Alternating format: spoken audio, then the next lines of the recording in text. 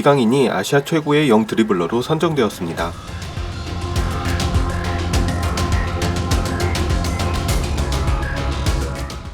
최근 피파의 산하 교육 연구기관인 CIES가 전세계 23세 미만 선수들의 드리블 랭킹 톱 100을 발표했습니다. 발표에 의하면 전세계 35개 리그의 선수들이 랭크인 되었고, 그중 이강인 선수는 세계 18위에 랭크되며 아시아 최고의 영 드리블러로 선정되었다고 하네요. 반면 일본의 미래 쿠보 타케우사 선수는 세계 91위에 머무르며 일본 축구 팬들의 기대에 훨씬 못 미치는 결과를 보이고 말았습니다. 한편 이 소식은 언론 보도를 통해 일본에도 빠르게 전해졌습니다. 보도를 접한 일본 축구 팬들은 과연 어떤 반응을 보이고 있을까요? 일본 언론이 전한 기사의 내용과 기사에 달린 댓글 반응을 전해드립니다. 먼저 일본 언론의 기사 내용입니다. 23세 미만의 드리블러 랭킹을 피파 관련 기관이 발표. 31위로 일본인 최상위는 쿠보 타케우사가 아니라 국제축구연맹 피파의 교육연구기관인 스위스에 거점을 둔 축구 관련 조사기관 CIES 풋볼 옵서버토리가 5월 3일 지난 1년간의 23세 미만 드리블 랭킹을 발표했다. Y스카우트의 데이터를 바탕으로 5월 3일까지 지난 1년간 플레이가 대상이며 국내 리그 출장 1500분 이상이 조건이다. 드리블 1회마다의 시간과 성공률, 레벨에 따른 인덱스에 근거한 랭킹이다. 톱 100에 진입한 것은 35개 리그의 선수들. 라리가가 11명으로 최다 배출이었고 프리미어 리그와 아르헨티나 리그에서 10명씩이 랭크인 되었다. 전체 톱에 오른 것은 레알 마드리드의 비니시우스 주니오르. 15분 32초마다 드리블에서 성공률은 50.3%. 비니시우스의 이 수치가 인덱스 100이다. 2위는 산토스에 소속된 안젤로 가브리에우. 13분 56초마다 드리블에서 성공률 64.2%. 인덱스는 92.5를 기록하고 있다.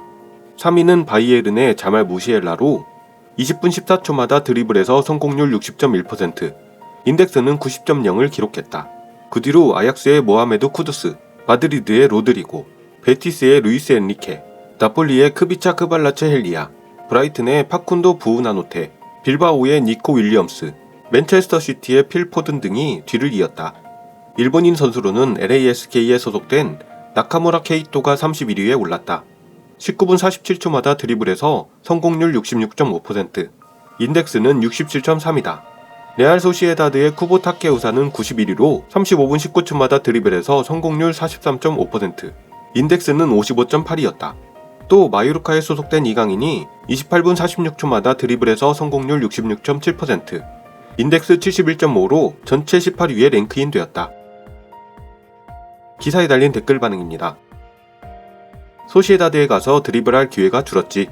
적극성이 없어졌다는 것이 아니라 지금까지의 팀보다 주위 선수들의 기술이 높기 때문에 혼자 힘으로 돌파하는 선택을 하지 않아도 되었다는 것이 맞아. 기회 운운할 것이 아니라 쿠보는 드리블 성공률도 패스 성공률도 낮아. 슛도 하수, 연애도 하수. 그렇게 말하지 마.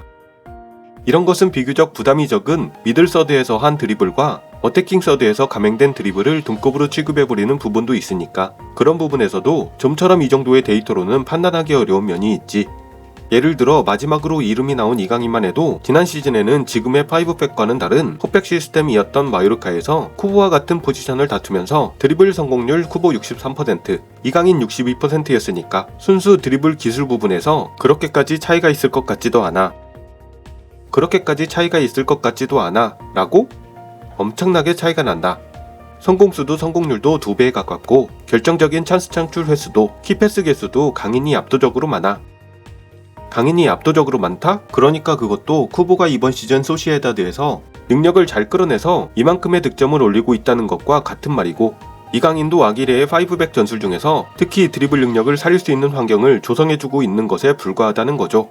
그런 의미에서 지난 경기에서 마요르카는 후반에 이기기 위해 오랜만에 퍼펙트 시스템을 만들었는데 이강인은 별로 효과적으로 움직이지 못하는 느낌이었고, 올 시즌 드리블 등에서는 특성을 잘 이끌어내고는 있지만 반면 수비면의 수치는 꽤 낮기도 하고 결정적인 기회 창출 횟수나 키패스 등에도 직결되는 프리킥 키커를 거의 100% 할 수 있는 것도 지금의 마요르카의 팀 사정에 따른 것이라고 생각해요. 뭐 결과 자체는 아무런 놀라움도 없어. 그거야 그렇겠지 싶은 결과라고 생각하지만 그걸 굳이 기사화할 필요가 있을까? 라는 생각이 드네. 굳이 말하자면 크바라체엘리아가 의외로 낮다는 것과 쿠두스가 그렇게 능숙했던가 정도래나. 지난 시즌 마요르카 시절의 쿠보의 데이터를 보고 생각해보면 어떨까? 드리블 64회 시도, 성공 40회, 성공률 62.5%. 즉 주어진 임무와 포지션에 따라서 상당히 변동이 있는 숫자라는 것. 축구 전문 매체라면 거기까지 해설해서 기사화하자. 리그의 차이도 있고 능력을 측정한다기보다는 버라이어티적인 랭킹이겠죠. 기사의 산출 방법만 보면 단순한 성공수뿐만 아니라 다른 가감 요소도 있을 것 같은데, 현실을 보자. 인정할 것을 인정하지 않으면 더 이상 앞으로 나아갈 수 없어. 물론 드리블도 잘하지만 별로 특별한 스피드가 있는 건 아니라서 몇 명씩 벗겨내는 선수는 아니니까요. 오히려 주의를 살리고 활용하는 것이 가장 큰 특징인데 최상위가 아니라는 식으로 기사를 쓰는 것은 좀 그렇네. 이 점수의 채점법은 어떻게 하는 거지? 비니시우스보다 2위 선수가 시간도 짧고 성공률도 좋은데 알 수가 없네. 쿠보의 드리블은 무기이긴 하지만 지금까지 엄청난 임팩트는 없는 것이 현실이다. 슛도 아직 뚫리지 않았다. 하지만 아직 21세. 앞으로 4년이 중요하다. 쿠보의 베스트 포지션은 오른쪽 윙으로 보이는 가운데 이 순위와 숫자는 씁쓸하다. 특히 성공률이 50%를 밑도는 건 말이지. 쿠보의 장점은 여러 가지가 있지만 최고는 슛이 아닐까? 최근에 또 한 단계 정확도가 올라왔고, 많이 서툰 편인 것 같은데 위력도 없고 컨트롤도 나빠. 드리블 성공수와 성공률. 축구 예제 76회 54%, 강인 71회 70%, 미토마 47회 53%, 쿠보 35회 43%. 애초에 쿠보를 드리블러라고는 생각하지 않아. 필요할 때만 드리블하면 돼. 그리고 광고는 안 봤어.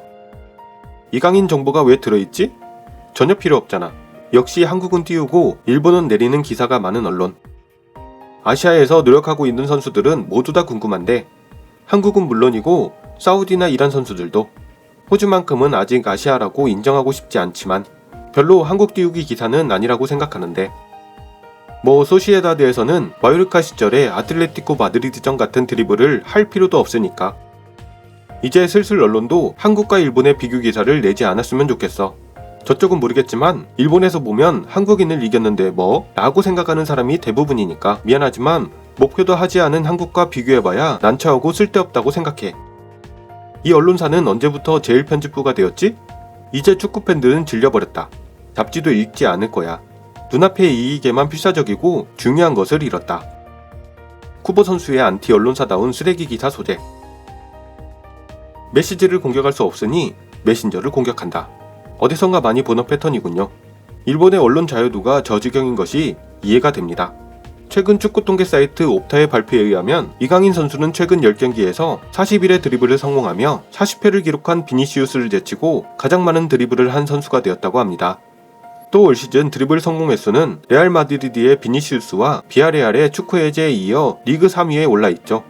1, 2위 선수들의 팀 전력을 생각하면 이강인의 솔로 플레이 능력이 얼마나 대단한지 알 수 있는 자료입니다. 이강인은 또 라리가 올해의 팀 미드필드 부문 후보에 올라있기도 하죠. 다음 시즌에는 어떤 팀의 유니폼을 입게 될지 정말 기대가 됩니다.